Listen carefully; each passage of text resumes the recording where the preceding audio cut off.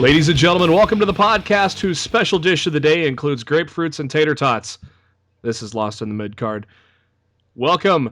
This is our preview show for both NXT Takeover London and TLC, as this will be our final show before both of those happen. Of course, TLC on Sunday, NXT Takeover London on Wednesday afternoon, and of course, you'll get our fresh thoughts on that event as we will record that evening. I'd like to thank SpiderDuck.net for being able, for us to be able to be on iTunes and also any of your favorite podcasting apps that you may happen to download. Just search for Lost in the Midcard and subscribe to us. You can check us out there. Also, you can check us out on YouTube. Subscribe to us on there as well, so you know every time we've got a new podcast. And both of those links are found on our Facebook page, along with the Cock of Strength. And you just need to go to facebook.com/Lost in the Midcard. Go to the notes section. There's our links there. And as always, I co-host on the Twitter. I am at JB Huskers. He is at Raw F Showtime. Mr. Matt Black, how are we doing this evening? I'm doing all right, man. Kind of surprised we're going to do our NXT Takeover preview tonight when we could have done it on our TLC postgame show. But, hey, whatever you want to do, buddy. Oh, yeah, I guess we could do that. You're like, this will be the last time we're on the air until these shows happen. And I'm like, wait a minute. Wait a minute. We got TLC post-game coming up, brah. Yeah, I think we'll knock them both out tonight, though. Yeah, we'll see how it goes. We'll see. We always leave them wanting more. Yeah, shit, the TLC card ain't even finalized. Yeah, how ridiculous is that? 6 matches already confirmed, but that's it. Yeah, you know they're going to throw some last-minute shit on there that nobody cares about.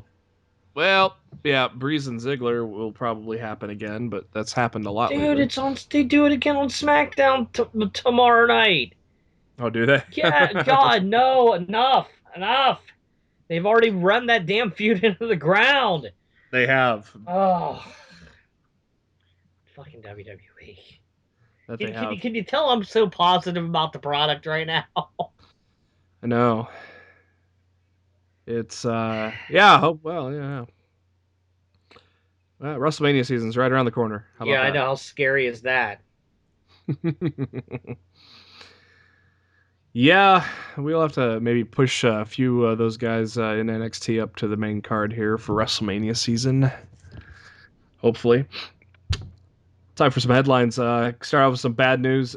Just recently, on Ric Flair's Woo Nation podcast, Sting was a guest, and this episode actually just came out on the 9th of December, just fresh off the press, and Sting talked about his match with Seth Rollins at Night of Champions back in September, where he got injured and suffered whiplash in the match, and he made it clear that it was not Seth Rollins' fault. He just did not prep himself well enough for the buckle bomb.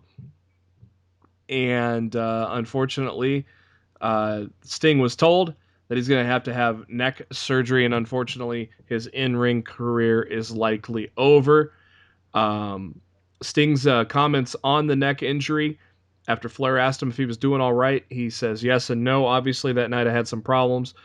Both buckle bombs, not Seth's fault, completely mine. I had no idea what I did. I have no idea, but my neck whiplashed on both of them, and on the second one, he picked me up. And I'm having a casual conversation in my own mind as I'm hoisted up on his shoulders thinking, okay, Steve, tuck your chin. Do what you know how to do. And later on in the interview, when Sting mentioned that he had neck surgery, he said, yes, the MRI and neurologists have been looking at it. And Dr. Maroon out of Pittsburgh looked at it. He says that he has to have surgery. And the dust only in the last couple weeks has kind of started to settle for a little bit for me, trying to get so much done in my life. But like now it's time to get things taken care of. And no, I'm hoping that they don't have to do fusion surgery. I know it's one of the techniques that they use, and I'm not sure if Dr. Maroon will have to do that or not. I got two spots on my neck that are troublesome. I guess it's called cervical spinal stenosis. That's what it is. I have two areas of my neck where the spinal canal that holds the spinal cord kind of choked off in two different locations. Luckily, a catastrophe didn't happen that night. Long story short, I've got to get it fixed. I guess John Cena's had something very similar, and he had his fixed. Dr. Maroon has done several WWE guys up there, all with great success. So, Matt, sounds like his in-ring career is more than likely over, just because, just the simple fact that he's 57 years old. What are your thoughts on what Sting had to say? It's sad. It's yet another piece of potential star power off of WrestleMania in Dallas in a few months. So, yay! Why are we going again? I don't know. This is my I, I'm well. I don't, I'm running out of reasons to want to go. Besides to see you and see my friends down there. I mean, everybody's dropping like flies, dude. Well, Well, I they're get one more injury away from having to bring up the entire NXT roster to work WrestleMania. invasion angle. Oh God, yeah, they always work out so well. Well, I'm excited because I secured my Ring of Honor tickets, so I get to see Ring of Honor for the very first time. At that point, I will be about a year in to my fandom of Ring of Honor. So, It's about time you've I, seen a live show from them. yeah, well, they don't necessarily come around here too often, so I have to go to them apparently. So yeah, I didn't It'll even be think worth about it. I that. think you'll have a really good time. Yeah, I got some good seats. Row 8, I believe, on the ramp side. I think I'll be right behind the announce desk on row 8. Nice. So yeah, I mean, shit, $50 for a TV taping and two tickets. That's not a bad deal at all. And I assume we'll probably get a meet and greet some of the guys afterwards. They usually hang They out a little bit. normally run the meet and greets prior to the show. Ah, So if you want to oh, if you want to meet anybody in an ROH show, get there um, at 12:30 when the doors open. exactly, because they'll be out there prior to the event, and sometimes one or two will come out during intermission. But more often than not, if you want the big stars, it's going to be prior to the show. And it was quite the ordeal, but I did secure myself nosebleed tickets for the Raw after WrestleMania as well. So almost everything is set except for Access and NXT on Friday night. I don't think I'm going to go to the Hall of Fame. That might be a hangout and drink, relax and drink night since Mania's the next night. So, but pretty cool that I'll be able to get to see Ring of Honor. Speaking of Ring of Honor, kind of wondering if a certain mega superstar may be returning to Ring of Honor because just recently Daniel Bryan had an interview, and this came from the PW Torch. He was quoted in a Singapore newspaper thinking that it could be the end of his WWE career. He knows it's not the end of his career. Obviously, we've reported here that the doctors say he's okay, but the WWE doctors are saying no. And so obviously he's still not been cleared by the medical team. We don't know if that's a work or a shoot at this point, with especially with regular doctors saying he's okay. Um, Daniel Bryan saying, pretty clear, my career ain't done. It's just my career in the WWE may be done. Uh, Matt, what's with the WWE doctors? I mean, it can't all be this Punk lawsuit, could it? That they're so, and of course you got concussions in the NFL, but I don't think it has anything to do with the CM Punk lawsuit. I think it has everything to do with the concussion lawsuits that are going against the company right now. But at the same token, I don't know whether to believe the interview or not, because everything in this business can be a work. So you don't know if Daniel Bryan's protecting the work right now, and when we least expect it, he pops back up. I say if we don't see him back in the ring by WrestleMania, we're never gonna see him again in WWE. mhm. So we're just gonna have to wait and see. We're gonna have to wait and see what happens. I really and truly hope that this is a work, and that Brian's on the cusp of returning within the next month or two. But I mean, you really never know. Um, At this point, I just hope for the best because I mean, honestly, if his career's done, that's just beyond a bummer. Because he's one of my favorites, and I hate to see him go out not on his terms, especially when he's choosing not to stop wrestling.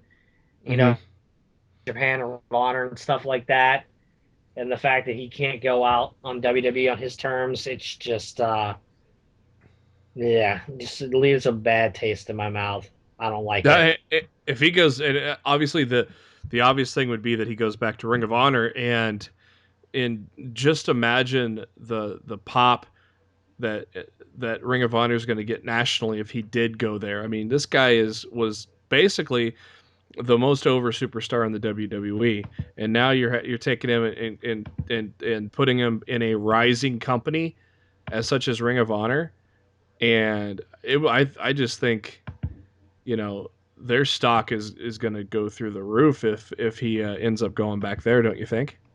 I would certainly think it would move the needle. I don't know if it would move it dramatically, but I think it would certainly help their overall presence as a company if he were to return there. I find the timing interesting where we got a pay-per-view this weekend at TLC, and maybe we won't get our dream Sami Zayn Kevin Owens match. Maybe he steps up and goes and faces off with Kevin Owens um, at TLC at some point. Maybe there's a stare down or something. Maybe he comes out to save Ambrose after the match, or something like that. Wait, Uh, who? Daniel Bryan? yeah, No, ah, I don't know about that, man. I don't want no. It would just if you're gonna bring Bryan back, man, I don't bring him back until after the Rumble. Because if mm-hmm. you're not going to let him win the Rumble, he's just going to throw another monkey wrench in your WrestleMania plans all over again. So if you don't have any intentions on letting him win the Rumble, you really don't have any other choice than to, hold him off until after the Rumble. I certainly would not bring him back at TLC. I would not do that. Couple other rumors for people that possibly could be getting signed with the WWE from Dave Meltzer at the Wrestling Observer newsletter.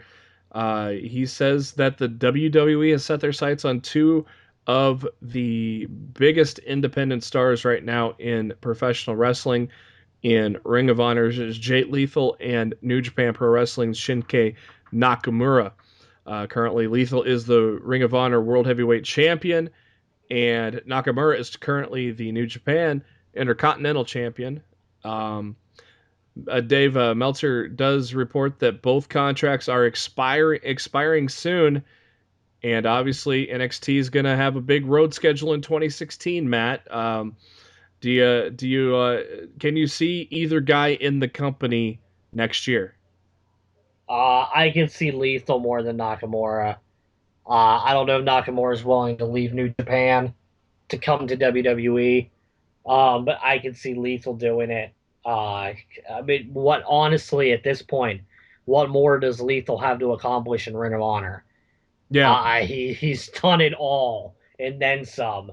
I could see Lethal joining NXT next year. Nakamura would be much more surprising.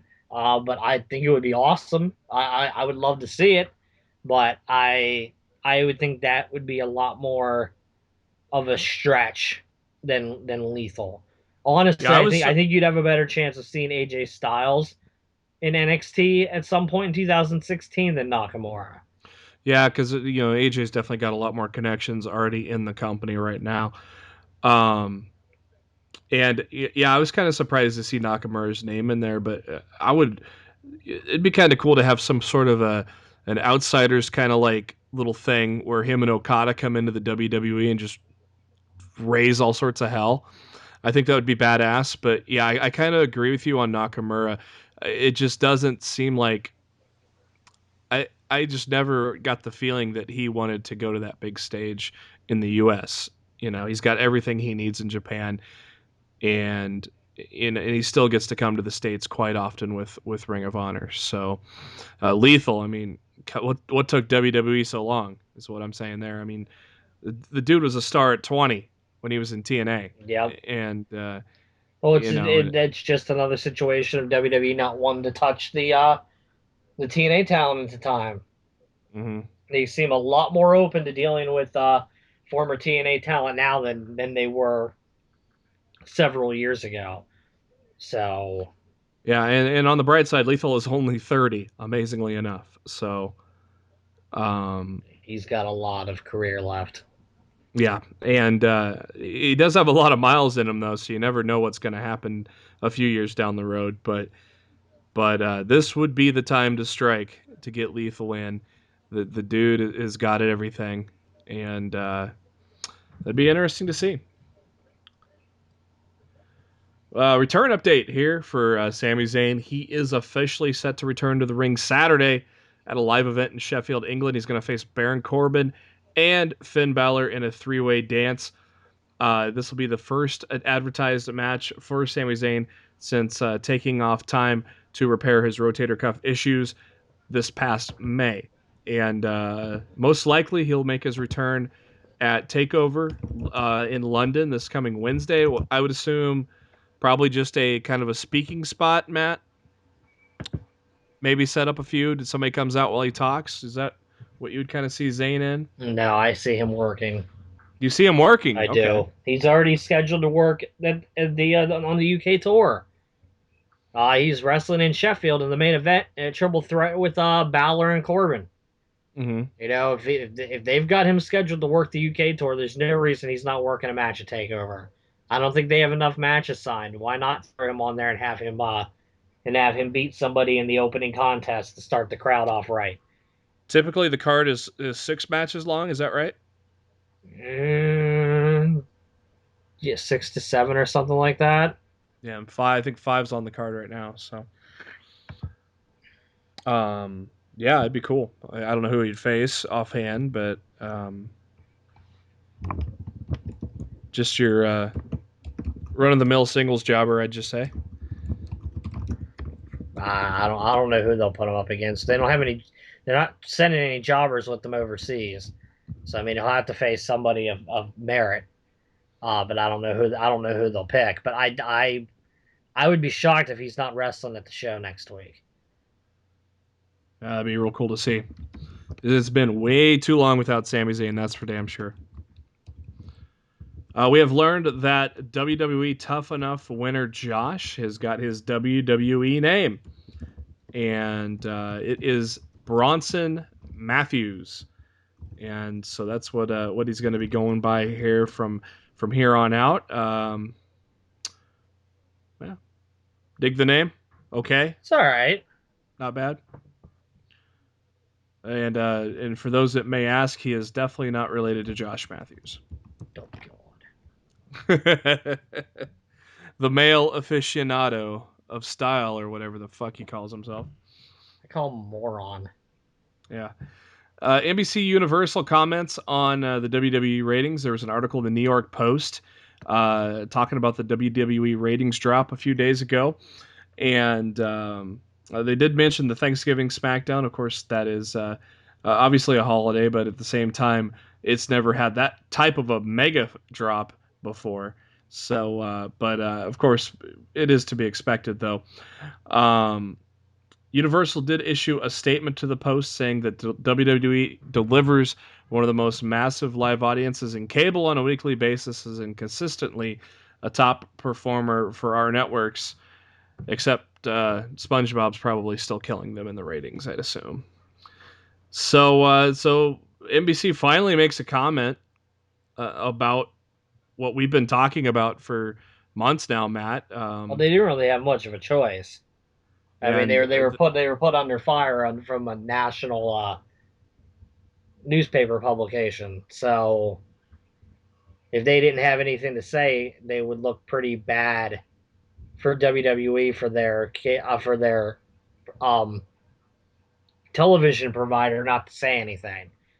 mm-hmm. So I think honestly, I think USA did the only thing they could do, and you know, did what they did. Yeah, so, and they're acting like it's no big deal just because WWE still brings in the numbers. But do you think it's going to be a major point once it comes time to redo that deal? Probably. I mean, it all depends on what situation. It all depends on what the situation USA's in that, whether they've rebounded as a network or they've gotten even worse. Mm-hmm. So, And while the ratings have sagged for the company, their stock has not, as it's has risen 41% in 2015. And a big name has been added to Tribute of the Troops. The taping, I believe, was tonight, wasn't it? no, I believe it was taped. I believe it was taped Tuesday night with SmackDown. Tuesday. I think they Okay. taped them both back to back. Oh, okay. Oh, so they did SmackDown from the I'm airbase too. pretty sure they did. Oh, okay. It's been announced that comedian and actor Howie Mandel is going to join the Tribute of the Troops, which will air on the USA Network the 23rd of December from 7 Central, 8 Eastern. And it's going to be a 2-hour show. Of course, Mandel is known for America's Got Talent, Deal or No Deal. So pretty cool to see some stars show up to Tribute of the Troops. That's obviously not a surprise there. So the show's always been pretty cool. Showcase, putting on a show for our armed forces and showing some kind of behind the scenes with the WWE superstars. And so, as always, Tribute of the Troops, always a good time. And so make sure to catch that on the USA Network the 23rd of December. We talk about Impact Wrestling. This is going to be the first Impact Wrestling numbers since Ring of Honor has left, and not much of a hurt, Matt. Only dropped about 13,000 viewers to 221, and about 300,000 total if you count in the replay. So they are kind of still chugging along. The numbers aren't as great as they were about 4 months ago, but they're really sharply dropping off, and people know that this product is going away from Destination America soon. Now, you and I know that everything they're showing right now has been taped way long ago. So, how do you think they still are continuing to keep their audience when they're really, not giving us any kind of fresh content? Don't have an answer for that? I don't have an answer for that, sir. And well, the time is almost up as they are going to be heading to Pop TV, formerly the TV Guide channel here at the first of the year, and on Tuesdays. So I guess we'll tune in at least on that first episode and see if there's anything that trips our trigger. As for the Raw rating, though, this week, it did take another dip, and Hour 2 barely above the 3 million mark, and Hour 3 under 3 million. They finished just over 3 million for the overall, and we'll get into Raw as to probably why they aren't really kind of, getting the stuff there. Let's take a week at This Week in Pro Wrestling. 1996, Raven defeats Sandman in a barbed wire match in Philly at the ECW Arena to win the ECW World Heavyweight title for a second time. This was the fourth time the no ropes barbed wire match happened in ECW. There was only 5 total, so this was the second to last one. This would end Sandman's 4th ECW title reign, and it would take 4 years before he would win it back for his 5th and final time. In This Week in 2007, former NWA champion Ron Killings announced that he had left TNA and would later return to the WWE as R-Truth, which he is still currently there and still jobbing, right, Matt? What's up? Sometimes they try to push him. Sometimes he thinks he's in the world title tournament for no reason. Now, that cracks me up when he thinks he's in it, and I mean, it's funny, but I mean, what are they doing with him? It's so confusing. You know, the way WWE decides to treat their talent. I like the guy. He's good in the ring. Yeah, he's a good worker, and he's got a good character when they want to let him use it. You know, it's just, I don't know, man. I'm so I'm so down on the WWE product as a whole right now. It's such a bummer. You know, Save us, AJ Styles. dude. Save us, Daniel Bryan. You could bring in every single person from Ring of Honor and NXT right now, and they're not going to save it because it's not the talent's fault. Mm-hmm. The talent roster right now is incredibly deep, maybe the deepest it's been in forever. But as long as the creative is there to keep and hold everybody down and not push anybody properly, it doesn't matter. Someone needs to super glue Kevin Dunn's toilet seat. I think that might be the answer. Oh man. Put someone on that, Matt. Yeah, okay. This week in 2008, WWE Diva Victoria has left was planning to retire and leave the company, and then she later returned to her business, and I think she had a good run in the WWE. Do you think it's Hall of Fame worthy, Victoria's run? She was pretty damn. Coco She's pretty damn Beware's in the good. Hall of Fame. Huh? Well, yeah, I guess. So yeah, sure, why not? Drew Carey's in the Hall of Fame. So yeah, sure, why not? Victoria was good. You know, would she be in your Hall of Fame? In my Hall of Fame, no. In the WWE Hall of Fame, sure, why not? Well, Boogeyman's gonna be in there soon. Oh God. Oh, you know it's coming. I surely hope not.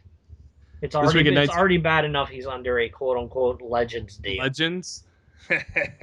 Because when I think WWE Legend, I think the Boogeyman. Oh yeah, I mean, how many 5-star matches did he have? I mean, wow.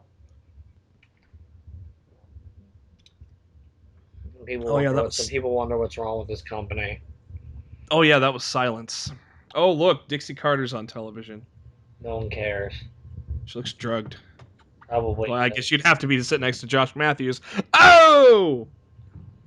Somebody give me a sarsaparilla. Wait a minute. Oh God, Koya. Harlem Heat this week in 1994. Booker T and Stevie Ray defeated Stars and Stripes, which consisted of Marcus Alexander Bagwell and the Patriot for the Harlem Heat to win their first, their first of eventually 10 WCW tag teams. Harlem Heat, definitely one of the better tag teams of all time. And also this week in 2005, Stacy Keibler would become a contestant on the second season of Dancing with the Stars. But boy, we miss her in the WWE, don't we? She was good, man. I like Stacy Keibler. Now, if she would have came back with them damn Dudleys, she had a lot of potential, and she got better throughout the years. I mean, yeah, she wasn't brought in to be a ring general at first, and so, you know. Honestly, I think if WWE would have treated her better, I think her career, I think the sky would have been the limit for her. Mm-hmm. But I think after the whole Dance with the Stars thing and them getting pissy about it, I think that just soured her on wanting to do anything with them after that, and can't say I blame her. What was the WWE's problem with all that? They got pissy because she booked it independently and they didn't have anything to do with it. And they refused to promote her on it and didn't put her over. And I think she went to like the freaking finals or something like that. So yeah, they were being little crybabies, typical Vince McMahon. Yeah. And it burnt them on it because she became a I won't say an A-list celebrity, but she certainly became a celebrity by being on that show. Yeah, And WWE. it hurt WWE long term for their piss poor, don't want to play ball attitude. Yeah, and yeah, WWE sure showed her because then she went on to date George Clooney. Yep, Time for Vince is always a time. winner. Time for burning questions. Um, as we continue the theme of what the fuck's going on in the WWE, Matt. This week's topic for burning questions: being stuck with a 3-hour Raw. Well, we know the answer is not 2 hours. Well, that is the Well, answer, but we know that. that is the answer because But we honestly, know that's if Raw would have only been 2 hours this Monday night and it was just 8 to 10, I would have loved this show. But then we had hour three, yeah. so We know it's an answer, but it won't be the solution. So, my first question is, what is your number one issue with the 3-hour Raw currently? Vince throws shit out there just to throw shit out there. Stuff that makes no sense, stuff that's boring, stuff that isn't entertaining to anybody but probably him. And then he clumps it all together. Like he's been doing this a lot. Um, he's been doing this. I would say at least for the past month. It feels like he's been booking a 2 hour product, and then hour three they're just throwing a whole bunch of shit on there because they have to have an hour three, and it's garbage. And to me, if a Raw is so-so but the ending is amazing, I grade everything on a curve because my closing memory of a show is the last thing I see. Mm-hmm. And the night the Nexus formed and Oh, laid out Cena and Punk and all that. Do you remember anything else about that Raw? no. Exactly. The night CM Punk dropped the pipe bomb at the end against John Cena. Do you remember anything else about that Raw? Nope. Exactly. These are Raws. We go back and we go, yeah, that Raw was amazing.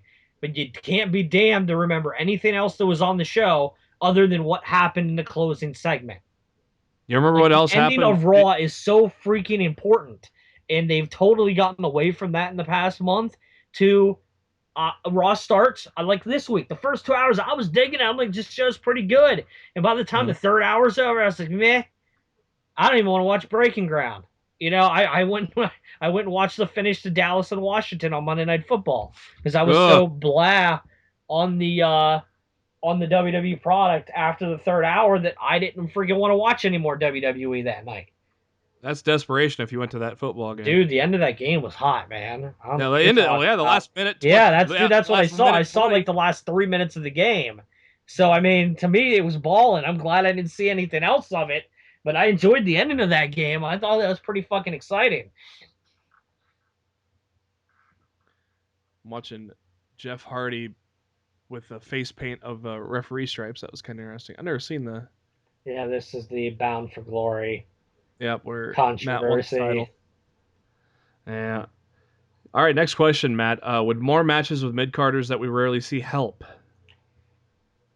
The matches have to mean something. You can't just throw matches out there for the sake of having matches, and Well, that's the problem. how about having more mid-card storylines? Yes, I mean, look, we give Vince Russo a lot of shit, and deservingly so. But if there's one thing I will give Vince Russo credit on is that Vince went out of his way to make sure the entire roster had a storyline. how many Something's going mem- on with everybody. how many memorable moments did you remember with Val Venus? How many memorable moments did you remember with The Godfather? And take that and then say, how many memorable moments have we seen with Ryback, The Miz? You know, pales in comparison. That mid card was hot back in the Attitude Era. Yeah, and I mean, yeah, and I mean, honestly, if you look back on it, you probably have Vince Russo to thank for that Yeah. because he went out of his way to make sure everybody on the television had a story and had a reason to be on there and a reason for these things to be happening, and they don't have that right now. And honestly, if you don't want to freaking give your mid card storylines, just make the damn wrestling matches longer. You Mm-hmm. know, on the matches that are important. You know, like Owens and Ziggler on Monday. They could have added another 10 minutes to that match. They could have given another 15 to 20 minutes to that elimination tag at the top of the show. If you're not going to give us a good quality storyline product, at least give us some good long quality wrestling matches instead. Mm-hmm. You know, so at least I have something to be excited about when they present their product. Would a brand split help with this at all? Not unless the brand split included one of the brands that Vince didn't have any control over whatsoever. Like if they split the brands up and Triple H ran one and Vince ran the other, yeah, it would help tremendously because the brand that Triple H was running would be amazing, and the brand that Vince would be running would still be a steaming pile of dog shit. Okay, Nitro was 3 hours back in the day. Did they have the same problem in your opinion? I think WCW's fall started when Nitro went to 3 hours. Mm-hmm. It's too much. It's too much TV on a weekly basis. And WWE or Vince McMahon is proving over and over again that he's incapable of booking a 3 hour television product on a consistent weekly basis. He can't do it. Mm-hmm. So yeah, I honestly I think a Nitro's third hour hurt them, and I think Raw's third hour is hurting them. I think those who failed to learn from the past are doomed to repeat it. And I think WWE, if you go back, it's really funny. If you go back and you watch the Monday Night Wars documentaries on the network, a lot of the stuff that they're talking, a lot of stuff that the town talk about WCW back then in the '90s is exactly what's going on WWE now. It's almost like we're reliving history, and the fact that they can't see that is abysmally sad. Yeah, and the problem is, well, they ain't gonna lose their business to anybody. You know, they're not going out of business. Well, yeah, there's no threat, and I mean, and here's the problem. Uh, from this summer till now, Raw has lost about 1 million viewers. Of because like around June or July, they were averaging around 4 million viewers a week. Now they're Mm-hmm. averaging around 3. So where did those million viewers go? You know, but here's the problem. Raw at WrestleMania sold out. WrestleMania is probably on the verge of selling out. All their events around WrestleMania are going to sell out. So as long as their big events like this continue to sell out, why the fuck does Vince feel the need he has to change anything? Mm. Because the long and the short of it is, you can whine and bitch and complain all you want on the internet until you start speaking with your wallet, and you stop buying the network, and you stop buying WWE merch, and you stop going to WWE shows. When you hit WWE in their wallet, is probably the only way to get Vince McMahon to wake up at this point. But as long as the merch continues to sell and the shows continue to sell out, there's no problem there, because they can just point at that. The stock's doing well. The stock's doing better now with 3 million viewers than when they had 4. And, you know, so Vince is like, yeah, you say whatever the hell you want, but shit's still going well for me, so I don't give a fuck. Yeah. And I mean, honestly, I guarantee you that's what he thinks. He don't care. As long as the money's still rolling in, he has no reason. He is not forced to change anything. It's a it's a circus he's creating for his own entertainment. Yep. Yeah, well, I mean, it's not like we're gonna stop watching. We watch it through the thick and thin. So Yeah, because we both are practically begging for the another boom period to happen. yeah, and it will. But just But when? how much longer do we have to wait? I enjoy watching NXT every Wednesday night. I and it it if there's one thing I can say is thanks to NXT, I can say with confidence that I've not fallen out of wrestling. I still love wrestling. I love watching NXT every week. I love watching Ring of Honor. I love watching a good match on Raw or SmackDown when they deliver it. But when it's the creative process in WWE that makes me want to pull my hair out.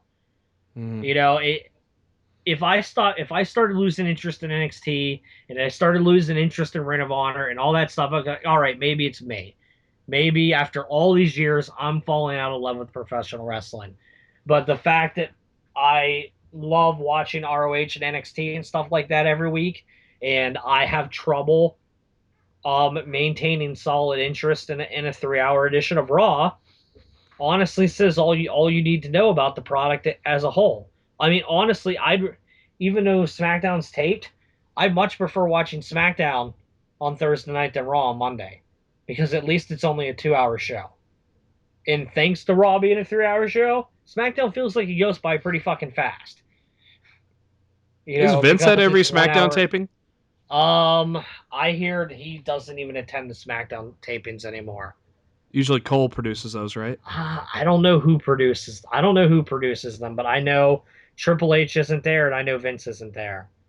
I think So Cole has a big hand on a lot of things. But yeah, I don't know. And it's hopefully, all I know is I just want the product to get better. You mhm. know, and I'm just saying that as a concerned fan. And I mean, it's as simple as that. I'm not trying to be negative for the sake of being negative. I want to be able to enjoy the mainstream product as much as I enjoy everything else. And Vince seems hell bent on not allowing me to. So Yeah, and hopefully, maybe the move for SmackDown to USA kind of hits the well, reset button for that's some things. honestly the move to SmackDown to USA worries me more than keeping it on Sci-Fi, because I worry that once it's on USA, Vince is going to want to put his fingerprints all over it and ruin what any goodwill that show's delivered over the past year, because Vince wants to make it his show too. So honestly, I'm not super thrilled about it coming to USA. Um, but we'll see what happens. I mean, we're right around the corner to WrestleMania season, so all I can hope for at this point is that the product really kicks it into a new gear in January. The only problem is they're going to have a whole new cast of characters carrying the boat Mhm. on the road to WrestleMania this year, and I don't know how they're going to be able to do it. And final question, you've probably answered this already a few times, but without going 2 hours, what would you do to fix it? I know what I would do, but they're not going to do it, Mm-hmm. because I think it might hurt their I think it might hurt their the network subscriptions. I would truly believe a lot of people. There's probably a good portion of network subscribers out there that subscribe to the WWE Network strictly for NXT. Um, but me personally, what I would do, I would take 8 to 9 o'clock on Monday night, or 10 to 11. Make your pick, either 10 to 11 or 8 to 9, whatever you want to do. And I'm giving 1 hour of those 3 hours of Raw to NXT. Yeah, that would definitely be interesting. Because, well, back in the day, in the late '90s, they did Raw and they did the War Zone. Yep. You know what? Do Raw from 8 to 10, and then change the aprons, bring out a new set of commentators, change the LEDs on the stage, and run an NXT show from 10 to 11. That'd be pretty wild. And that's what I would do. You give the WWE creative team a break. You let Triple H have his talent shine on a live stage on a weekly basis, and you don't have them cross until it's very important and very meaningful.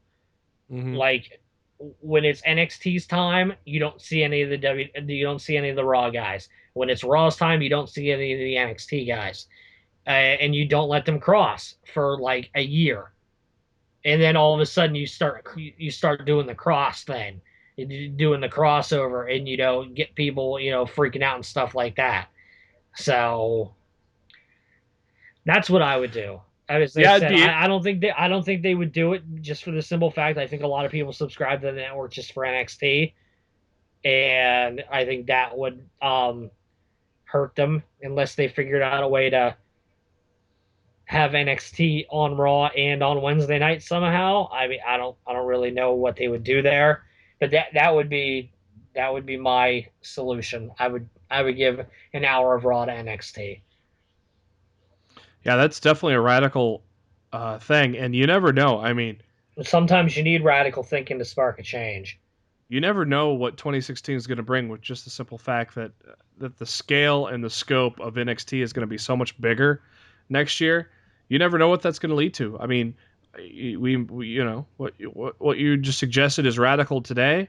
It may not be as radical a year from now because NXT is going all in next year. It sounds like so, and we've already seen that with signings. I mean, Yep. Yeah. you know, Triple H is has a plan. and It was a few conference calls ago that he said his vision was to make NXT as big as WCW was. So I mean, if this continues on his path and that's his goal, um, why the hell not? mm-hmm. You know, Yeah, no kidding. I mean, shit, just 6 months ago, who would have thunk that James Storm, Samoa Joe would be here? You know, those guys are synonymous with TNA. and I love it. Mm-hmm. So the door is wide open. Um, then, and apparently Austin Aries, again, another name synonymous with TNA. Nothing's for sure yet, but, have a Well, good feeling. If he, the fact that he had talks with the company is a step in the right direction. yeah. We don't know what So, came of it, if anything. But the fact that he was willing to go out there and they were willing to have him there and they were willing to sit down and discuss business, cool by me, bro. That's what they need to do. They need to discuss business with a lot of people. So yeah, I truly believe the saving grace of the future of the WWE is in the hands of Triple H. oh, clearly. So we're just gonna have to wait and see what he's able to do in 2016 to try to save this company. Let's shift gears to Ring of Honor as we are heading straight for Final Battle, which is a week from Friday. And we kick off things there in Nashville, Tennessee. Kick things off with Silas Young and the Beer City Bruiser, along with the boys, against Red Dragon. And this was a lot lengthier match than I thought it was going to be, but that's okay. Beer City Bruiser, for a guy that's clearly not in shape, Matt, dude can do some moves. He's a big boy. A big boy doing a frog splash off the top rope? Come on. That's pretty damn good. I wouldn't want to take his frog splash. No. What do you think of the Bruiser, though, so far? He's about the newest regular on TV. Is it okay for you so far? He's unique. He's unique. He is. He's unique. He doesn't have the typical body build. He works well for a man his size. He's got a unique look. And that's something that's sorely missing from the WWE main roster is unique look of the talent. Beer City Bruiser stands out because he looks unique. He doesn't look like everybody else. It doesn't hurt to have a variety of characters.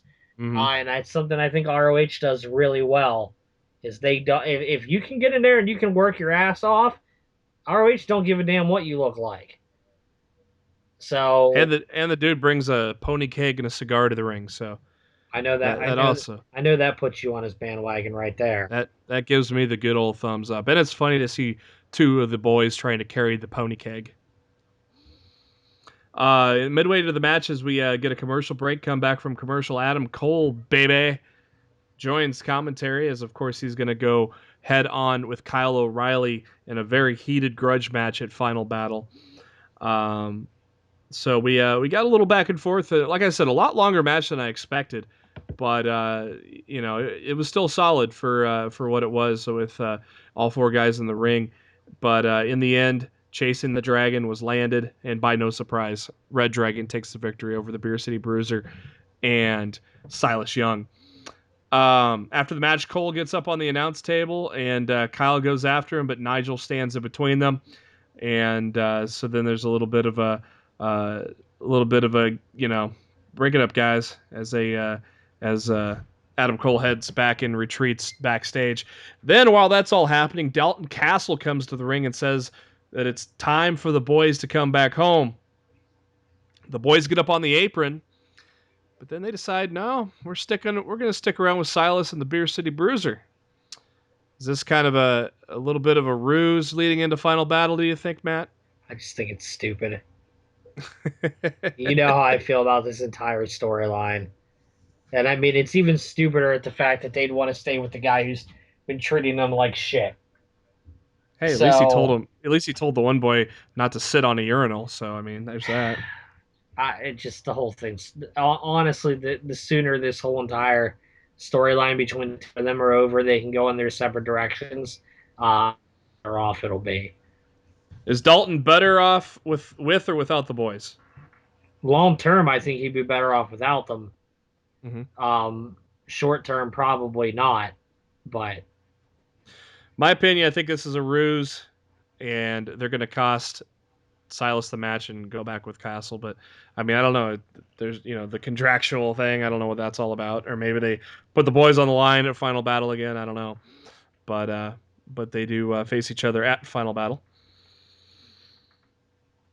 And we get ourselves Chris Sabin in the ring. We don't hear Chris Sabin talk too much in Ring of Honor.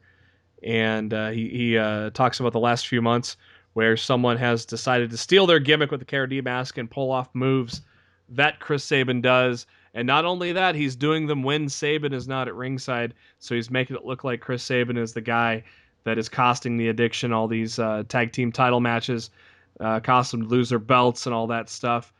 So he says he is hijacking the show. He is not going anywhere until the guy behind the KRD mask, the poser, comes out, the wannabe. And all of a sudden we get a gentleman in a hoodie with the KRD mask coming to the ring. He jumps into the ring, takes off the mask, and Matt was right. It was Alex Shelley. Big pop for the crowd, big Alex Shelley chant. Good to see him in Ring of Honor. The former Motor City Machine Gun mates stare each other down before Sabin leaves the ring with a little bit of shock in his face, as that was probably the last person that he thought he was going to see. He. Pretty cool moment, though, don't you agree? I knew it! I told you for months that's who it was, and you're like, no, that's not who it is. But I was right. I was right. Okay, Vince. Well, he's always right. No shit. Good, pretty cool moment, though? No, it was great. Yeah. And they're both going to be involved at Final Battle. I think they're facing each other. 6-man tag. Oh, really? What's the match? Oh, I was just going to ask you that because I thought they were facing each other one-on-one. So you're telling me it's a 6-man tag? You've got you know something that I don't apparently. So. Yep, I do know something. And hopefully I can find that later on because... You jabroni. I know. Well, I was going to say, obviously, Sabin's with the Addiction, but I don't know if they are going to face off. It's Sabin and the Addiction against the... Seidel and ACH. ACH and Shelley, yeah. Have they done the 5th and final match between Seidel and ACH yet? They did. ACH won. Oh, okay. Now they're all buddies and pals. Yeah, that's pretty much the gimmick. So Final Battle is probably going to be the last time we see the Addiction for a little bit. I think they're going to take a tour of Japan, but don't fear, the debut of Alex Shelley is near. Next match is has this guy been on TV before? Samson Walker, guy that took on Roderick Strong for Not that I know of, and I found myself rolling my eyes at the entire time when they were trying to put this guy over. I don't know. And I'm just like, why the hell is this guy getting a freaking Ring of Honor television title shot? Like, it made absolutely no sense. I was baffled because also they were saying the entire, like, in the beginning of the match they were putting over, oh, it's Roderick Strong against Bobby Fish for the TV title at Final Battle, and well, what if this random dude wins?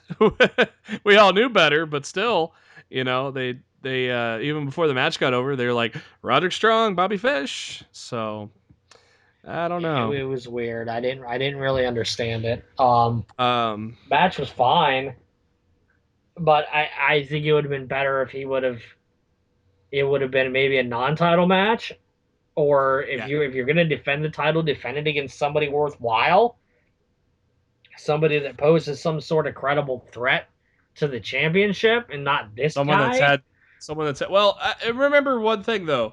Roderick, it's remember the proclamation Roderick made. It was him against the world, so it was kind of like his version of the open challenge, maybe. But still an odd choice. If that's the case, they surely didn't establish that as such.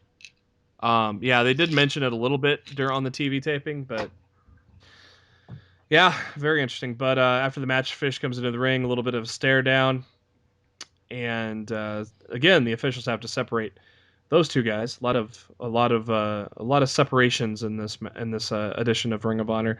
You gotta keep them separated. And finally, the return of Mandy Leone to Inside ROH. She talks about survival of the fittest, and that was won by Michael Elgin, who's gonna, I believe, earns a title shot for winning the Survival of the Fittest tournament. Oh yay! He's gonna, your favorite guy, Mr. Mr. Personality. He's great in the ring, but he legit has the charisma of a brick. Yeah, it's the worst. He's got some pretty sick, strong moves, but yeah, I digress. But he does say that he wants to take on Jay Lethal in the place where he's starting to make a name for himself, Japan. So I guess Japanese people think he's got charisma. I don't know. Yeah, I'm sure they do. Main event time. Kenny King and Rhett Titus are at the commentary booth. Well, Kenny King's on commentary. Rhett Titus is just hanging out behind them and eventually chiming in every now and then. But a hell of a main event with the Young Bucks, the Briscoes. That just writes itself, doesn't it, Matt? No, it was a great main event. And I mean, when you got Kenny King on the mic, you don't really need to have anybody else from the team talking, because Kenny King can do all the talking on his own. Oh, damn right. But yeah, I loved everything about the main event of the show. I thought it was great. Yeah, it was a great match. Match started off just kind of basic back and forth, and then, as always, at ROH it hits that gear and look out. The ending was just fast and fierce. And I thought when Mark hit that froggy bow, I thought that might have been it, and that was a great near fall right there. But in the end, we got the Indie Taker, and then more bang for your buck, which is like 85 moves all into one finishing move, I think, Matt. Something like that. Nick and Matt Jackson, your winners in a great match, and that's going to set up the triple threat match between these two teams and All Night Express, which comes up at Final Battle. And does ROH do triple threat like WWE, or does they do it with all three guys or a member of each team in the ring? It depends on their mood. I've seen them do it both ways. So to me, a triple threat tag match, each member of the team should be in the ring. But That's not how WWE does it. I digress. So we get one more week of television, and which we'll cover next week, and then we'll give you our final battle predictions in a very, very kick-ass card that is shaped up for Final Battle. Indeed. NXT from the 9th of December, as this is the final NXT before we hit London. And tell you what, man, Enzo and Cass, they weren't fucking around tonight, were they? They pissed off, yo. They kick off NXT. And one note I wanted to give you, Matt. I didn't know if you saw this or not from Ring of Honor, but Colby Carino wrestled in a dark match. Meh. That dude's like a $1.05. Cheeseburger weighs more than him. He might as well feud with Cheeseburgers. They're both around the same size. That kid's gotta bulk up. I mean, I don't care who his dad is. He wants to be taken seriously as an in-ring competitor. He's got to get bigger than he is right now. I never remember his dad being that. His dad was already. His dad was never that small. No. But his dad was small, but he was never that small. Yeah, just small in stature, but he was always kind of a, bulky, beefy type of guy, and yeah, that was. I don't know. It's in the blood. He's getting a dark match, so I'm assuming he's progressing nicely. But yeah, that boy needs some meat on his bones. That's for damn sure. Enzo and Cass took on Corey Hollis and John Schuyler in a tag match, and Enzo and Cass, they meant business. No antics as they come to the ring. No spelling out the soft. None of that. It was all business. They whooped up on the ass of Corey Hollis and John Schuyler. They grabbed the mic, and there was still all business. They're ready. I think this whole change in demeanor tells me they're definitely winning the tag titles, and we'll cover the preview, our predictions here in just a little bit. And Asuka next up, and the girl you were talking about last week, Deanna Purrazzo, is that Correct. right? Yes, and she's not the other Aussie. She's from Jersey. Yeah, I was trying to tell you she wasn't an Aussie. Well, they've got like 8 Aussies on the roster, so I thought it was one of them. But if you would have told me whatever she was wearing, the shields of whatnot, I'd have been like, oh yeah, that girl. Oh yeah. A little bit of back and forth between the two ladies. A little bit of who can catch who, and then all of a sudden, just out of nowhere, cross arm breaker. But Purrazzo got to the ropes, and Emma's music hits. Evil Emma and Dana Brooke walk out to the ramp. Purrazzo grabs Asuka from behind and eats a sick roundhouse kick and knocks her out cold. Ref calls it a TKO, and that wiped the smile off of Emma and Dana Brooke's face, didn't it? A little bit. Asuka, your winner. It's time for the Sweet Boys, Blake and Murphy, to take on the Hype Bros. And garbage they were wearing. And apparently Alexa Bliss, Blake and Murphy, and my see, there's my Amazon Echo going off because I said Alexa. They were wearing some Freddy Krueger ripoff stuff, weren't they? It's not October. I would have been honestly, it's stupid, but I would have been okay with it if this was done in October. For them to do it now it's beyond stupid. I just not a fan at all. And pre-match Mojo Rawley he got hyped and he stayed hyped. Yeah, he insinuates that Blake and Murphy are the type of dudes that do a number 2 in the club. Matt, do you do a number 2 in the club? Sure, why not? Why not? You gotta go, gotta go.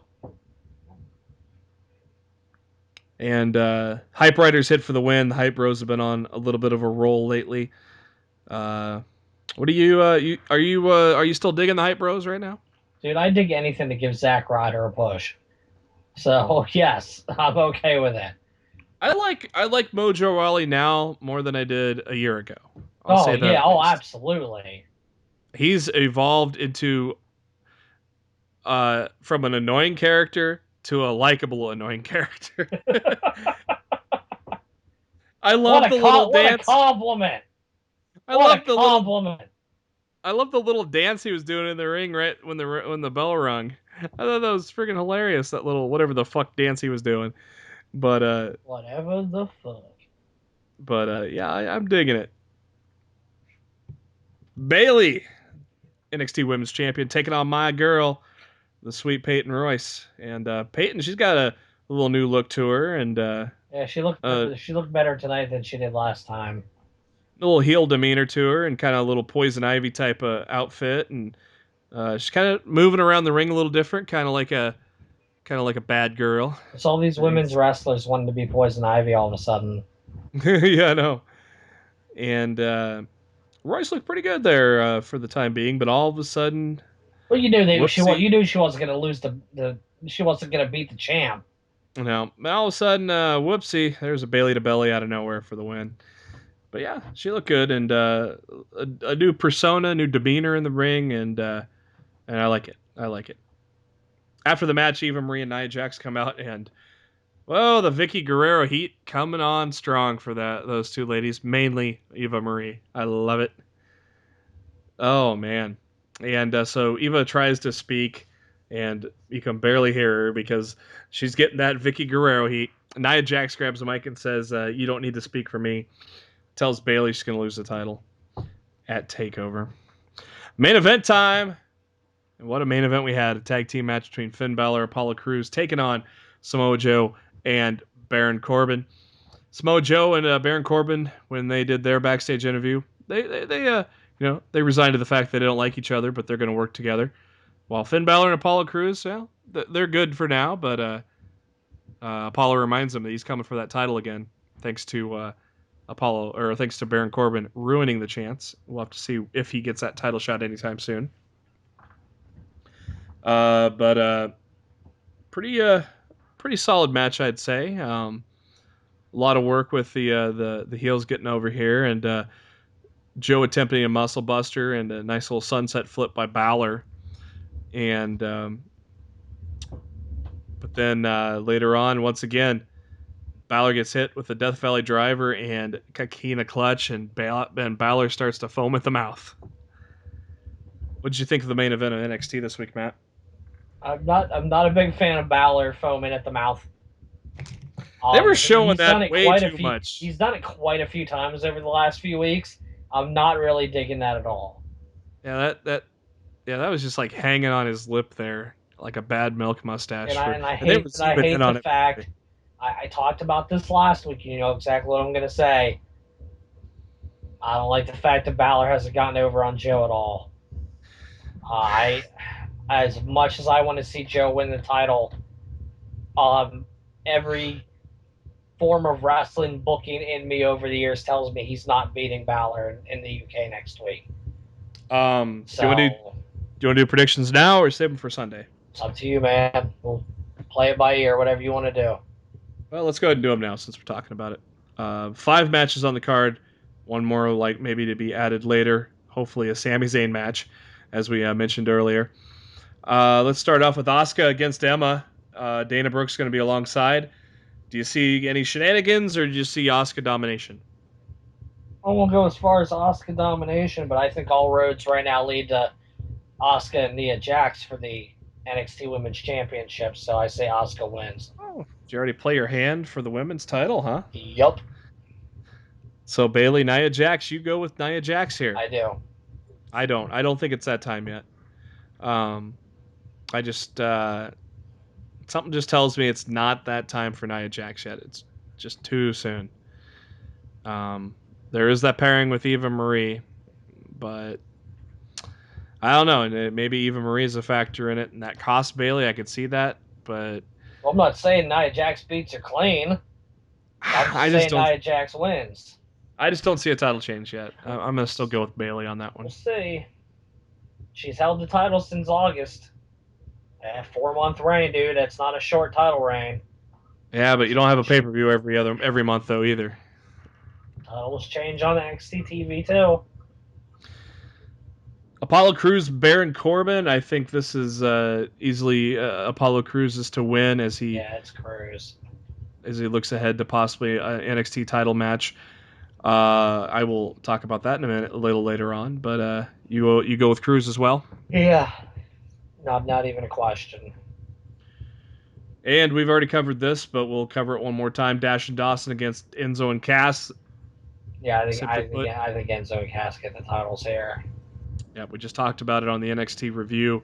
The new demeanor for Enzo and Cass. They're focused. They're ready. I think it's their time to win the titles. Main event: Finn Balor against Samoa Joe. As I said, I want Joe to win, but everything in me is saying that Balor retains.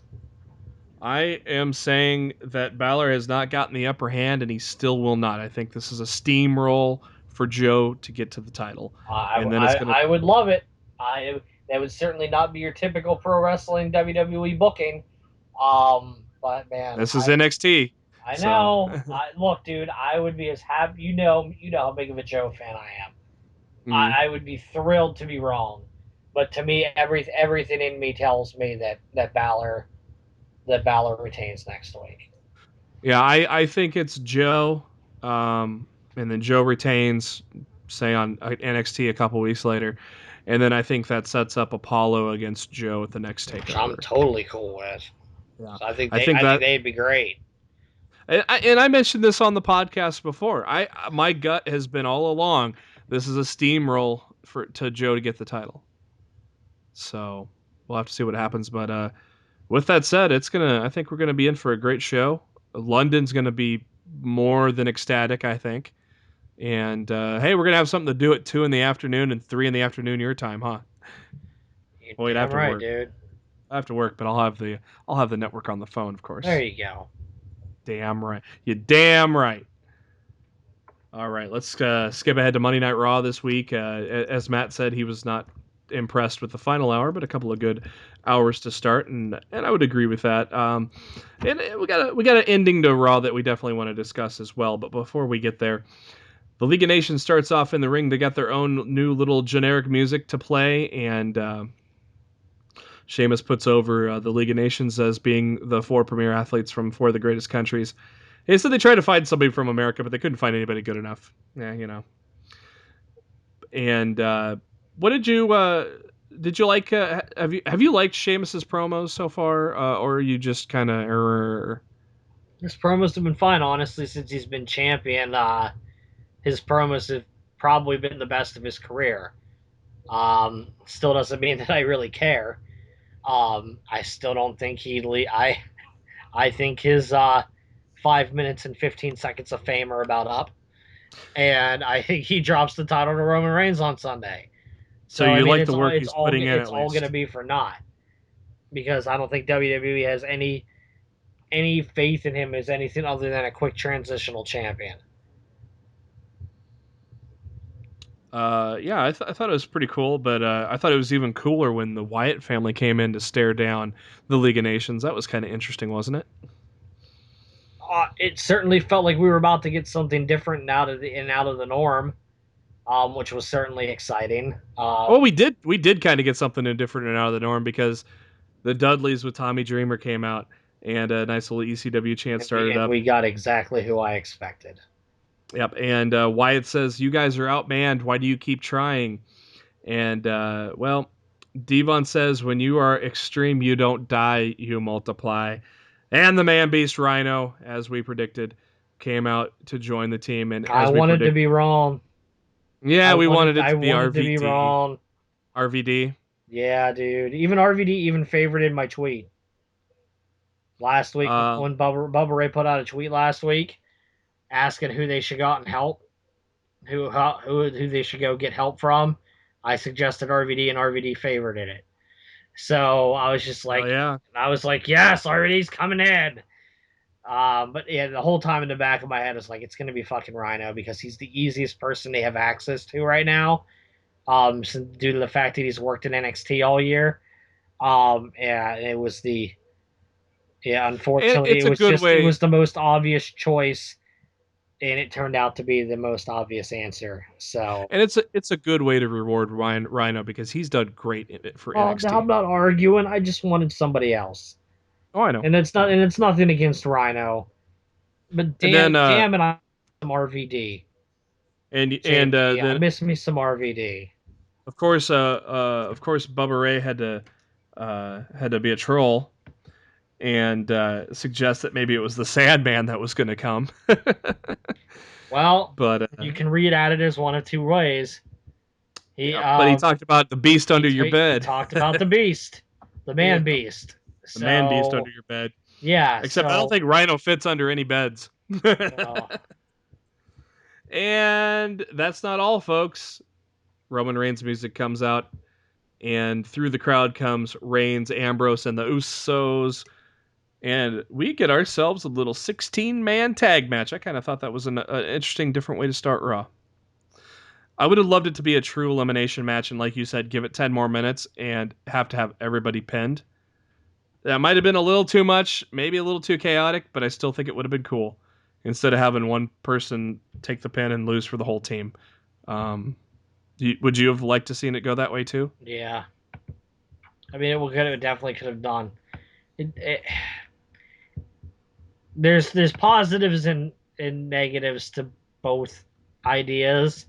Yeah, I mean, doing an elimination match per person, you're just going to see spot fest. You're going to see finisher fest after finisher fest. And I would have been fine. I would have been fine with that. They could have done the whole first. They could have taken that match, and it could have been like their entire first hour.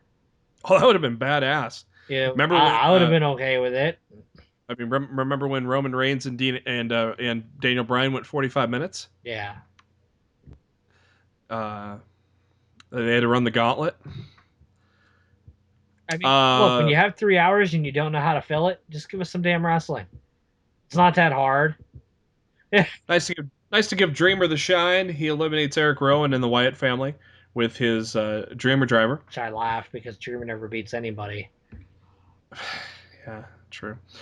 ECW got eliminated when Sheamus pinned Bubba Ray after a brogue kick. I thought for sure that ECW was going to get eliminated first. Really? Like, I was absolutely stunned that Vince didn't stick at ECW yet again and make sure that they were the first people eliminated in this match. Because you know how petty Vince is. Yeah, I know. I was really surprised. I didn't create these guys. Fuck them. He's such a dick. So we get ourselves Sheamus setting up for a brogue kick as he goes in for it, though Roman Reigns hits him with the spear.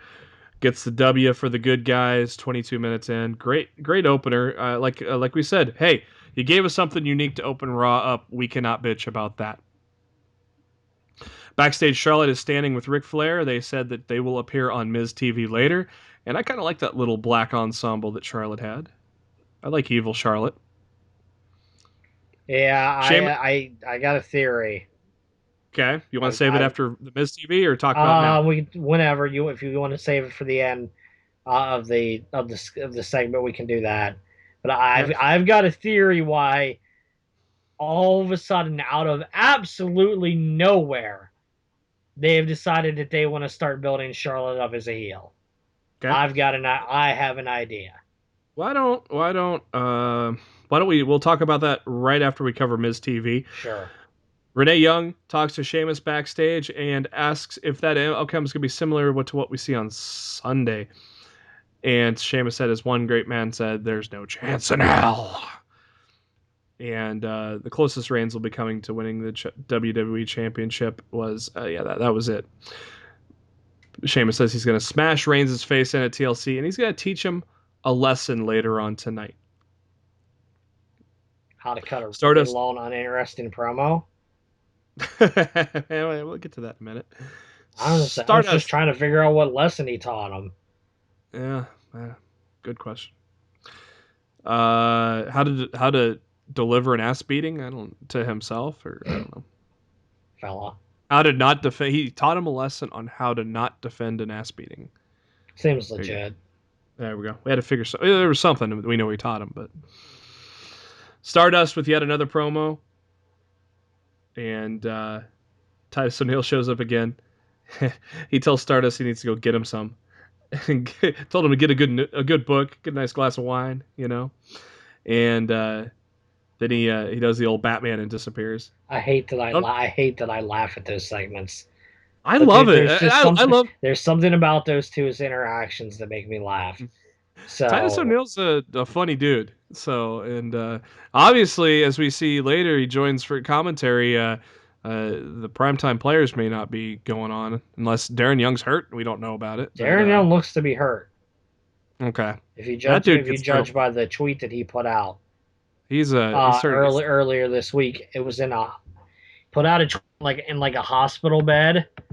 It says something about the end of the line. Let me see if I can find the tweet really quick and get a direct quote here.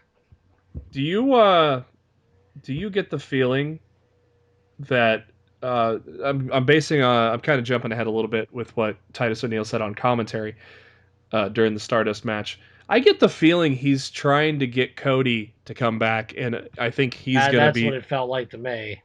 Mm-hmm. And if you said Darren Young's hurt, I wonder if they're going to pair up.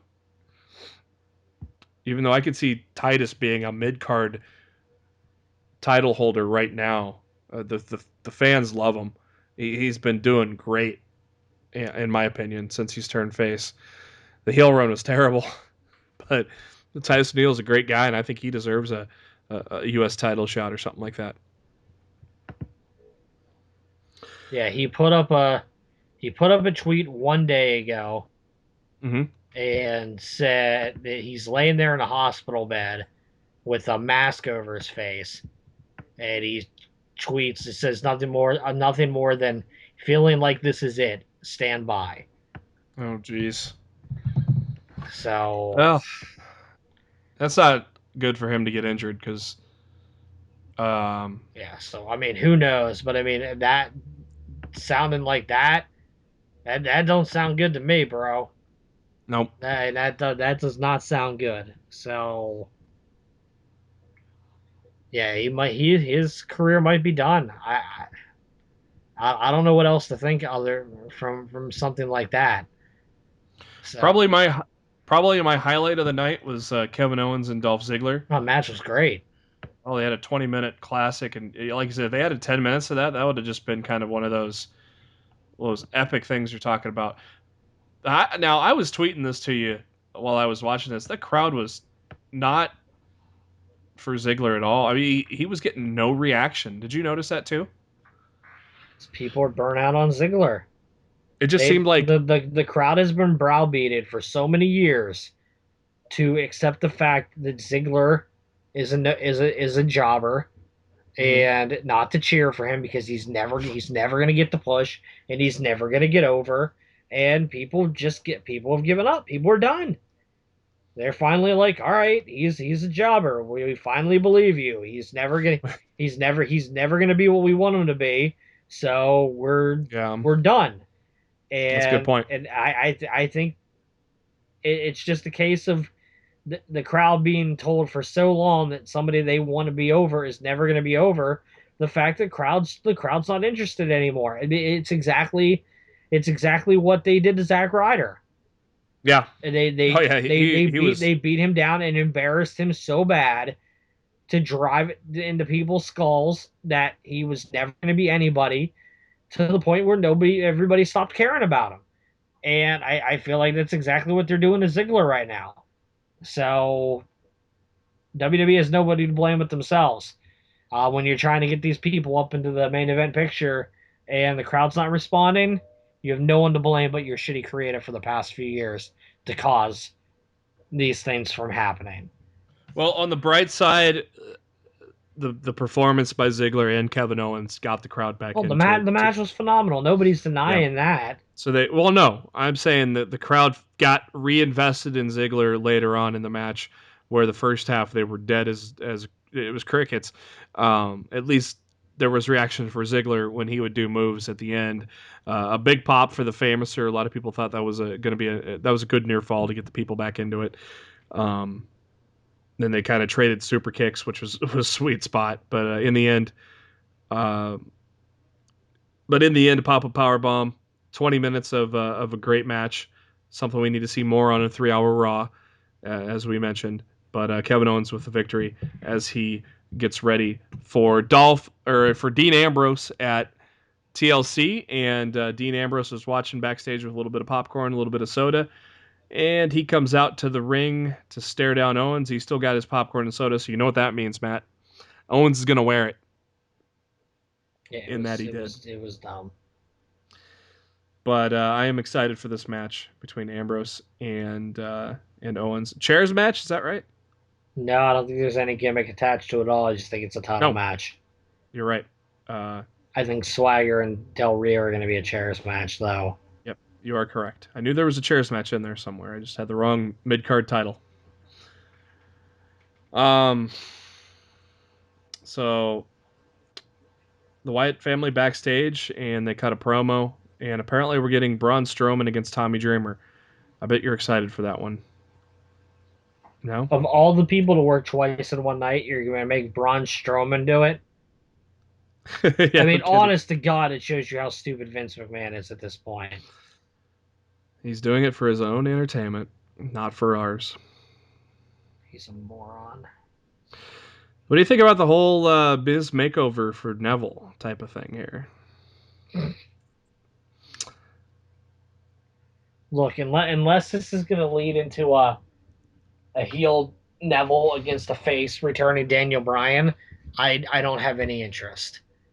I do like how Miz said... The only reason it gives me hope that this is going to lead somewhere decent is anytime these two have interacted, Daniel Bryan's name has been dropped. I do like the name. I do like the line. Yeah, you're right. And I do like the line that he could take Neville from Elf on a Shelf to Daniel Bryan. I thought that was pretty good.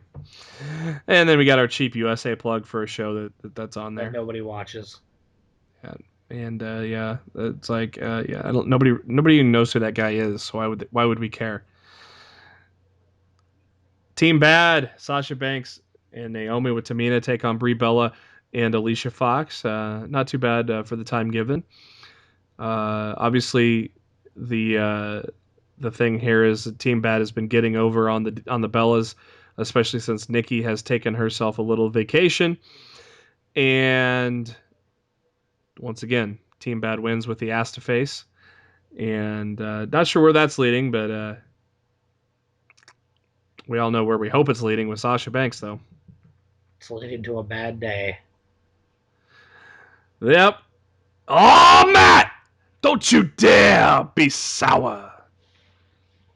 New Day comes out while Team Bad is still in the ring. Apparently they did something on SmackDown that I missed. I don't know.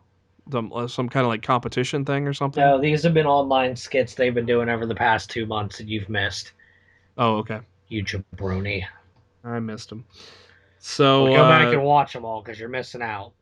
How about them unicorn headbands, Matt? Are we gonna get some of those at WrestleMania? I most certainly am not, but I'll give New Day credit where credit is due.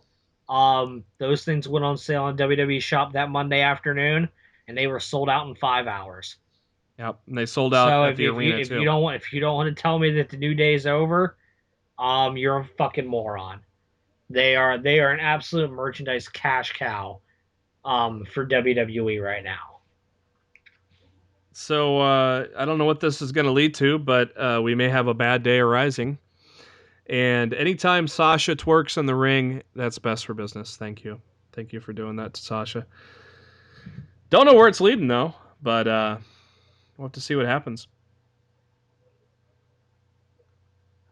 New Day are in the ring, cutting a promo as only they can. And they say they ain't selfish. They gave a huge donation to the League of Nations. And unfortunately, Booty West was not chosen as Kim and Kanye's new baby name. I would have loved it if it was Booty West, though. You agree, Matt? I didn't even know they had another kid. Yeah, they called it Saint. Yeah. Whatever. They think it's outrageous that they have to defend the titles against both the Lucha Dragons and the Usos. And well, if they would have just let the damn tag match finish last week, they wouldn't have had to worry about it. And oh my God, the funniest part of Raw. They don't need ladders because they don't look like painters. They're not firefighters. They're not guys trying to get cats from down a tree. So then they do a skit where Big E plays a tree and Kingston is a cat, and Woods saves the cat from the tree. Ugh. That was so fucking good. So fucking good. Gotta love the New Day, dude. And the crowd applauded when the cat was saved from the tree. Like a good crowd should. New Day took on the Lucha Dragons. And Lucha Dragons. this was kind of a expected chaos with the Usos at ringside, and with Xavier Woods playing the trombone right in the face of the Usos, and they grabbed the trombone and attacked Xavier, and that led to a little bit of confusion for the New Day, and Lucha gets the roll up, and we'll give you our prediction for that tag team triple threat title match coming up. Alrighty then. It's time for Roman Reigns to get interviewed by Renee Young, and Reigns says there's nothing that Sheamus could teach him about being a man. He says he's going to teach Sheamus what it's like to have your skin blistered by a chair shot after chair shot. And so that's just setting up the end of the show for y'all. Miz TV time, as Miz welcomes Charlotte and Ric Flair to the show. And Charlotte does a nice little special introduction for her dad, and they compare Rolexes because that's what a Flair wears. Man, saying Flair wears is kind of tricky on the tongue there, Matt. A little bit. And Miz mentions Charlotte's new attitude, of course, what she did to act like she was hurt against Becky Lynch last week, and Charlotte says she does whatever it takes to be the best, and she says, if she was a man, then Miz would praise her for her ambition, and then said, "I feel sorry for your wife," which got me mildly oogling at the fact that Maurice could come back and feud with Charlotte, but I wish. Why did she quit, Matt? I don't know. I don't know. I don't have a good answer for that. You think she would ever come back?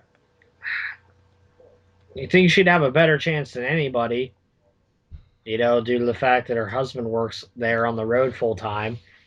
Yeah. So, yeah, there's always a chance, but I just thought it was interesting they brought up his wife. They don't. Well, they didn't, but they didn't bring her up by name. No. It would have been more interesting if they had brought her up by name.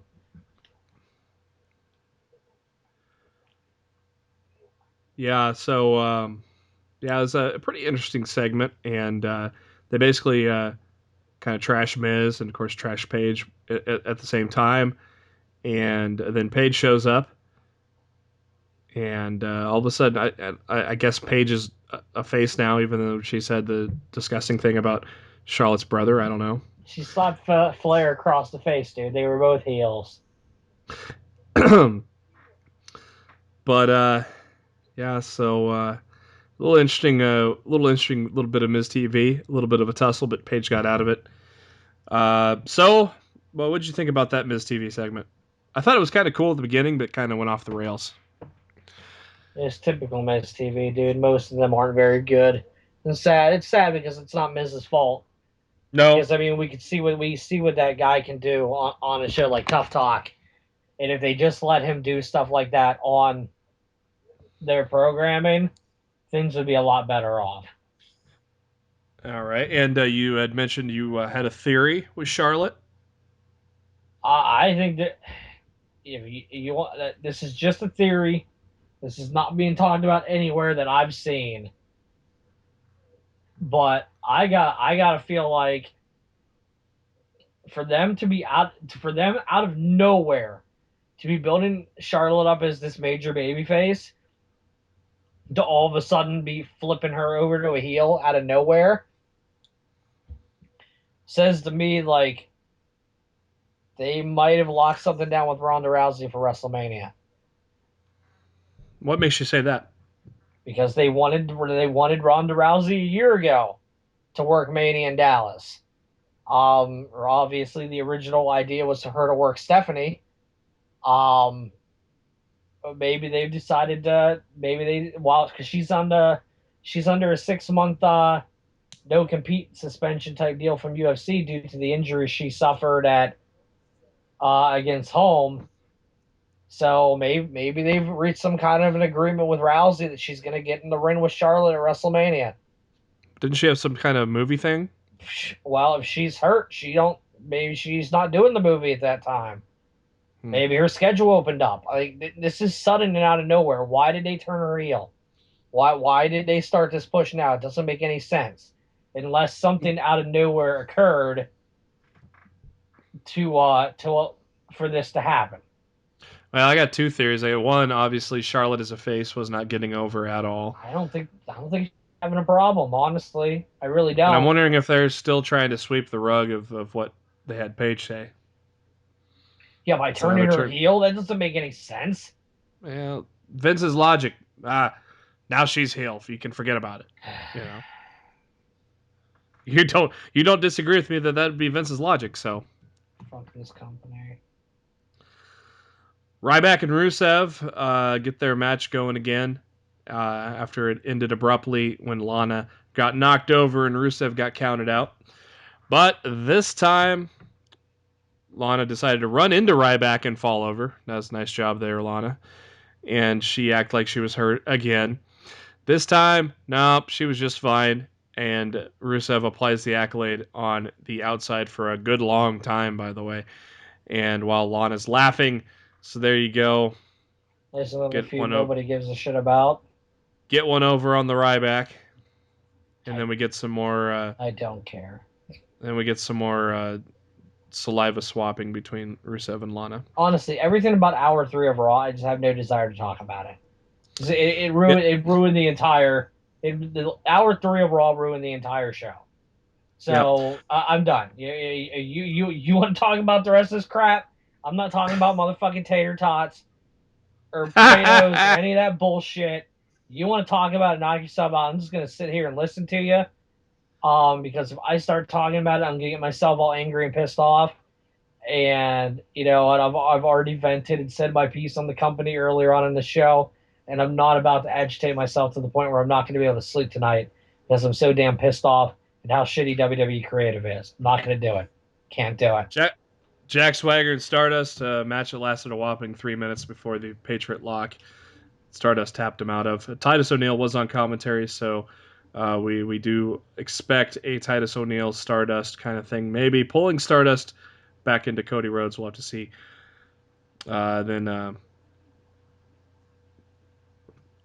Then we get ourselves the backstage segment with Del Rio and Coulter. And that basically is your breakup between Coulter and Del Rio, as we all saw that it wasn't really working.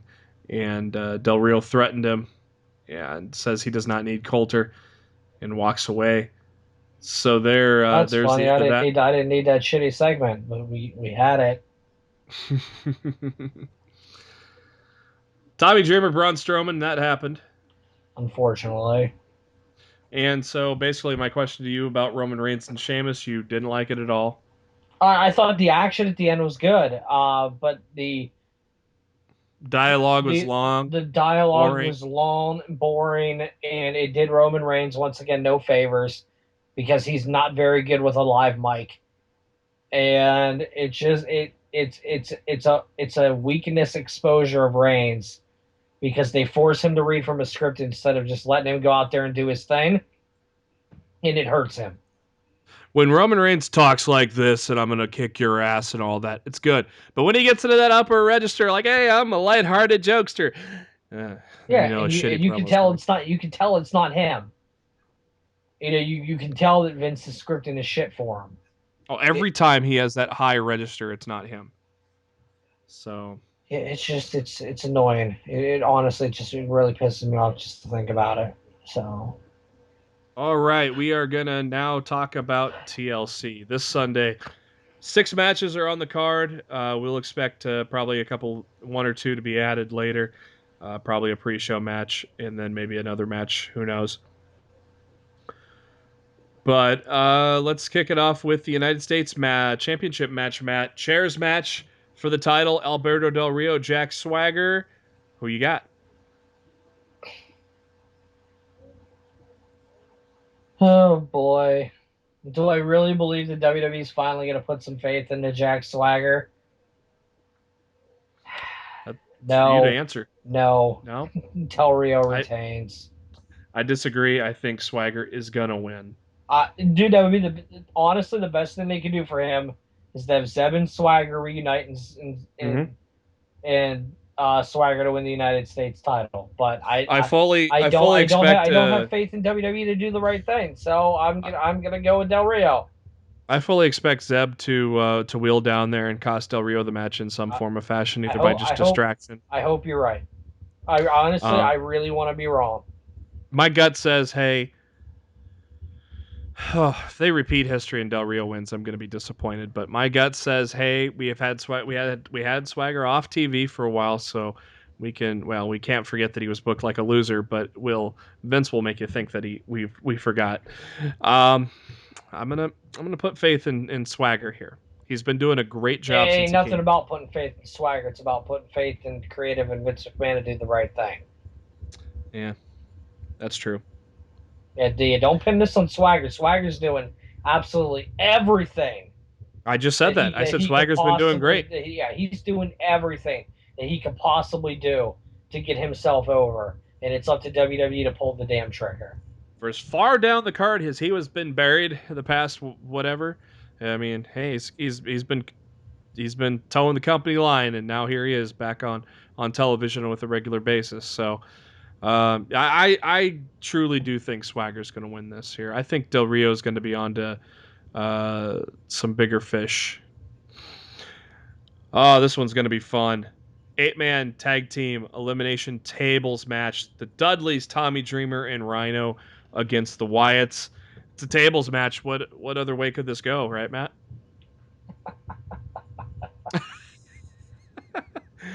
Oh, the ghost of Vince McMahon is haunting your thoughts, hasn't it? You know,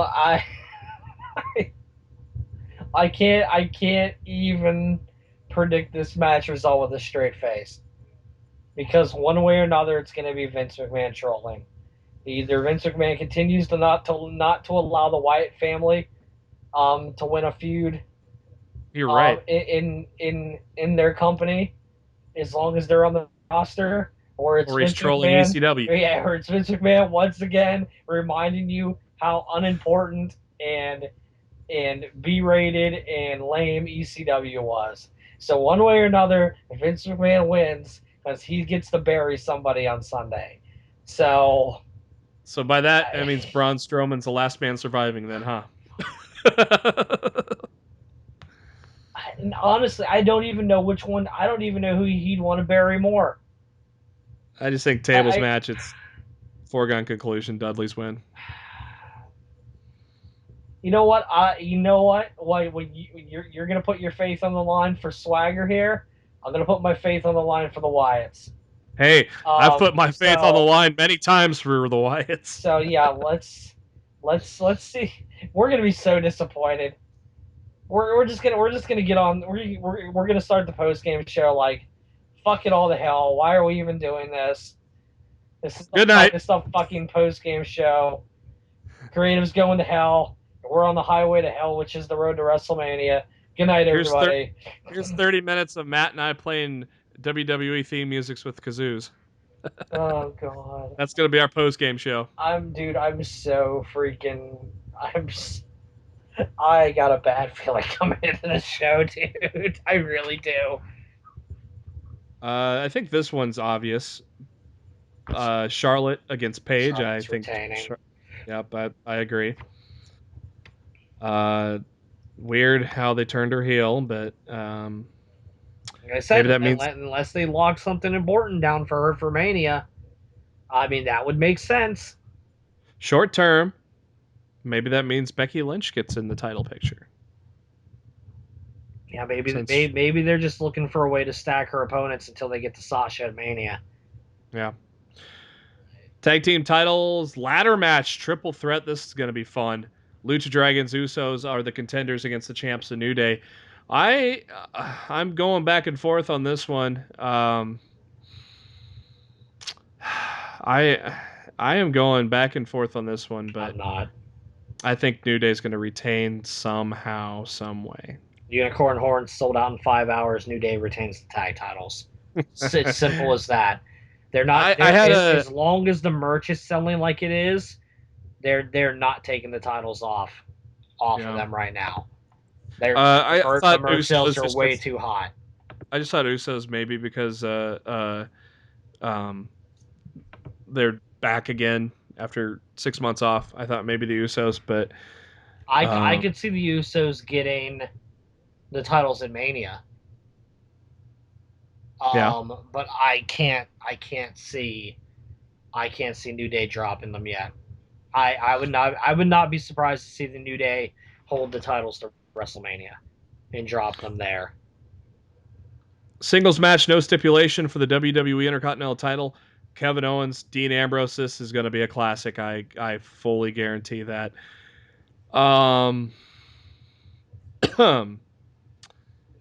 Ooh, as much as I'd love to see my boy Dean Ambrose win the Intercontinental title, I still think Owens takes it here. This is the only match I'm back and forth on.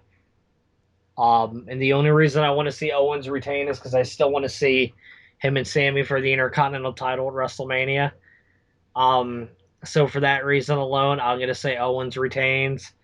But I would be more than happy to see Dean get another singles title run because I think he's more than freaking earned it. Get a meaningful title run because that U.S. title run with the Shield was so meaningless. TLC match for the WWE World Heavyweight Championship, Sheamus against Roman Reigns. And I have changed my tune, Matt. After the flat ending to Raw, I am going with Reigns. I was going Sheamus all the way because I thought maybe the League of Nations was going to mean something. I might be wrong, though. Nothing. Look, even if Reigns doesn't get the title at TLC, he's getting it at the Rumble. But it makes more sense from a storyline perspective for him to get it at TLC so they have a reason to rematch them at the Rumble. Because if Reigns loses at TLC, what storyline reasoning does the Authority have to give Roman Reigns another shot at the Royal Rumble? Mm-hmm. So it makes storyline like I see Sheamus and Reigns facing off at the Rumble and TLC, but I see it as Reigns getting the title at TLC and then him defending in a rematch with Sheamus at the Rumble and Reigns winning again. Okay. So, makes sense. And then Reigns begins the road to WrestleMania against who I believe will be Brock Lesnar, the winner of the 2016 Royal Rumble. Well, there you go. Those are our TLC predictions. And well, as you can tell by our tones, we I want them, dude. I want them to, dude. Give me a good show. Surprise me. I think we're gonna get a good show. I think we're just gonna get some stupid results. But I think we're gonna have.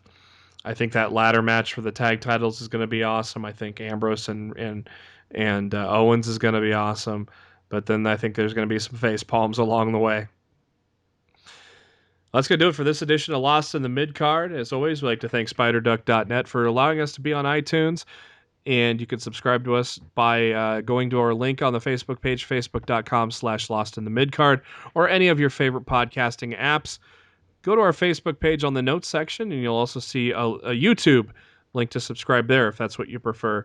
And so like us, love us, comment for us, listen, let us know what you like to hear. And before we wrap things up here, Matt, final thoughts as we head into TLC Sunday.